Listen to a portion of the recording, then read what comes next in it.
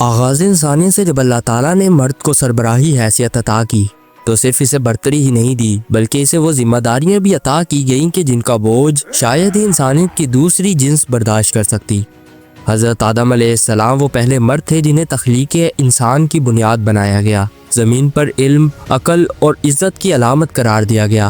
ان کے کاندھوں پر صرف ایک نسل نہیں بلکہ ایک مشن رکھا گیا، خاندان، معاشرہ اور انسانیت کو سنبھالنے کا مشن۔ وقت گزرتا گیا، قومیں آئیں، سلطنتیں بنی، جنگیں ہوئیں، مگر ہر دور میں ایک مرد کھڑا رہا، کبھی نبی بن کر، کبھی سپاہی بن کر اور کبھی ایک باپ بن کر۔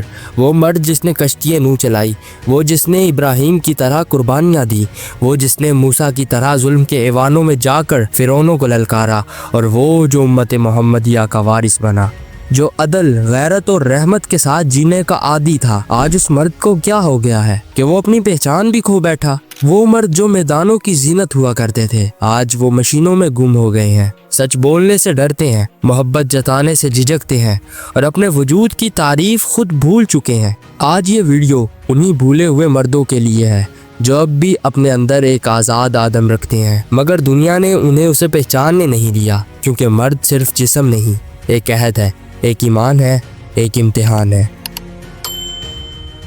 مرد ایک ایسا لفظ جسے سن کر ذہن میں طاقت، جلال اور اختیار کی تصویر ابھرتی ہے، مگر حقیقت میں مرد ہونا کیا ہے؟ کیا صرف طاقتور ہونا مردانگی ہے، یا یہ ایک ایسی ذمہ داری ہے جو تخلیق کے دن سے انسان کے کاندھوں پر رکھی گئی؟ جب اللہ تعالیٰ نے حضرت آدم علیہ السلام کو تخلیق فرمایا تو انہیں مٹی سے بنایا گیا اور روح عطا کی گئی، علم سکھایا گیا اور کہا گیا میں زمین پر اپنا نائب مقرر کرنے والا ہوں۔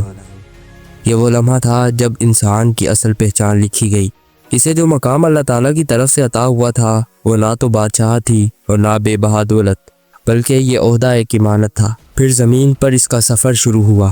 آدم اکیلے نہیں تھے، ان کے ساتھ بی بی حوا بھی تھی، جو ان کی زندگی کا سکون اور ان کی امانت کا حصہ تھی۔ یہاں سے انسان نے سیکھا کہ مرد وہ نہیں جو عورت پر حکمرانی کرے، بلکہ وہ ہے جو اس کی حفاظت کرے، اس کی عزت کرے اور اسے اپنے ساتھ لے کر چلے۔ صدیاں گزرتی گئیں، زمانہ بدلتا گیا، لیکن مرد کا کردار نہیں بدلا۔ وہ ہمیشہ خاندان کا ستون رہا، معاشرے کا محافظ رہا اور قربانی کا پہلا علمبردار۔ میدان جنگ ہو یا فاقے کا کمرہ، مرد ہمیشہ خاموشی سے بوجھ اٹھاتا رہا۔ وہ روتا ہے مگر دکھ چھپاتا ہے، وہ تھکتا ہے مگر ٹھہرتا نہیں، کیونکہ فطرت نے اس کے دل میں ایک چیز رکھ دی ہے، ذمہ داری۔ اور یہی ذمہ داری مرد کو مخلوق میں ممتاز کرتی ہے۔ پہلے وہ اپنے فیصلوں کا مالک تھا، آج وہ تنخواہوں کے چیک کا غلام ہے۔ پہلے وہ میدان میں اترتا تو دنیا لرز جاتی، آج وہ ایک کرسی پر بیٹھ کر اپنی ہی زندگی سے ہار مان لیتا ہے۔ وہ جو کبھی اپنی قوم کی عزت کے لیے تلوار اٹھاتا تھا آج اپنی زبان تک بند کر چکا ہے۔ وہ جو کبھی اپنے گھر کا محافظ تھا آج اپنے گھر میں خود بے بس ہے۔ اسے بتایا گیا اچھا مرد وہ ہے جو زیادہ کمائے، جو احساس نہ دکھائے، جو تھکنے کا نام نہ لے، اور یوں آہستہ آہستہ مرد صرف ایک میکینیکل وجود بن گیا جو دن رات چلتا ہے لیکن اندر سے خالی ہے۔ کبھی مرد کا رتبہ ایمان سے ماپا جاتا تھا، آج وہ دولت سے تولا جاتا ہے۔ کبھی غیرت اس کی پہچان تھی، آج فیشن اور فالوورز کے پیچھے وہ بھاگتا ہے۔ وہ جو امتوں کا معمار تھا آج خود اپنی بنیادیں بھول گیا ہے۔ یاد رکھیں، مرد ہونا طاقت نہیں، ذمہ داری ہے، شہرت نہیں، قربانی ہے۔ اور اگر تم سچ میں مرد ہو تو اپنی خاموشی کو ہتھیار بنا لو، اپنے کردار کو ایمان بنا لو اور اپنی زندگی کو ایک مقصد دے دو، کیونکہ جب مرد اپنی اصل پہچان کو جان لیتا ہے تو وہ صرف ایک فرد نہیں رہتا، وہ ایک نظام بدلنے والی طاقت بن جاتا ہے۔ تم اس نظام سے تنگ ہو جو تمہیں صبح سے شام تک مشین بنا دیتا ہے، جو تمہارے خوابوں کو بلوں اور کرائے کے نیچے دفن کر دیتا ہے، تو جان لو تم اکیلے نہیں ہو۔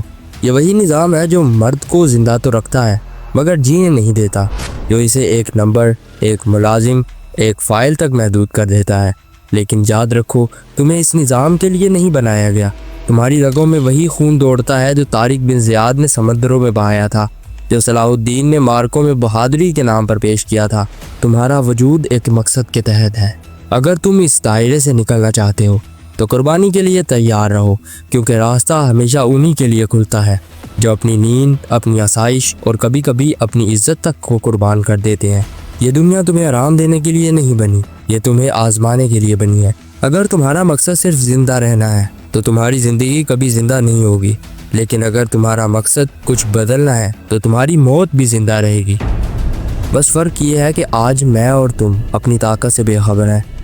آج بھی ہو جو براہیم سا ایما پیدا، آگ کر سکتی ہے انداز گلستہ پیدا۔